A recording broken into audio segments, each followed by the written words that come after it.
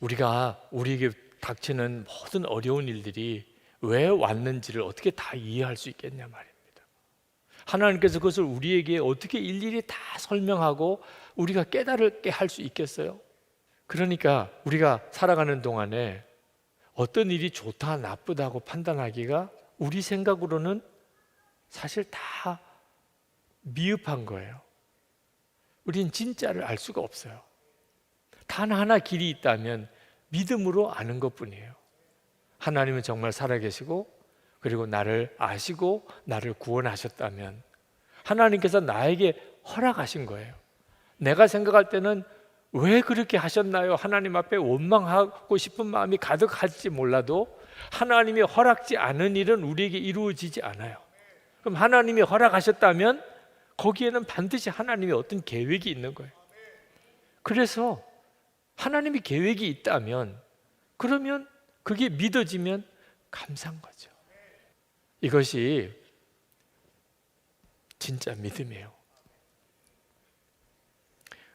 그 대표적인 성경의 인물이 하박국 선지자입니다. 하박국은 이스라엘 나라가 멸망할 때 선지자예요. 나라가 멸망하는 것은 참 끔찍한 일이죠. 나라가 이제 완전히 멸망되는 것이 하박국 선지자에게는 보여요. 하나님께 원망의 기도를 드렸어요. 하나님, 이게 어떻게 이런 일이 있을 수 있습니까? 하나님, 언제까지 이렇게 내버려 두실 겁니까? 그랬었어요. 그런데 하박국 선지자가 하나님의 섭리를 깨닫게 됩니다.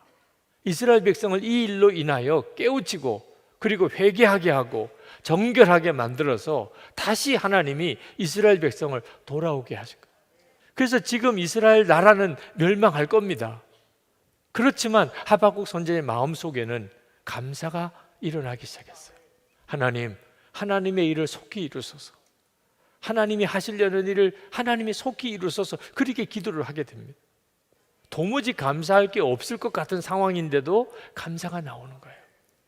그러므로 우리에게 필요한 것은 정말 하나님을 진짜 믿는 믿음이에요. 그러면 우리가 처한 모든 형편의 삶 속에 뚜렷하게 달라지는 것이 감사가 나오기 시작합니다. 그 감사가 바로 주님과 동행하는 열쇠인 것입니다.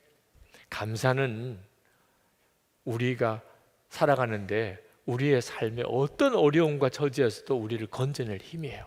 그게 바로 예수님을 진짜 믿는 것이기 때문에 바울과 실라가 빌립보 감옥에서 그 매맞고 기가 막힌 어려운 처지에 빠졌을 때 그는 원망하고 불평하고 낙심하고 좌절하고 하지 않았어요. 그건 하나님께 맡겨버렸어요.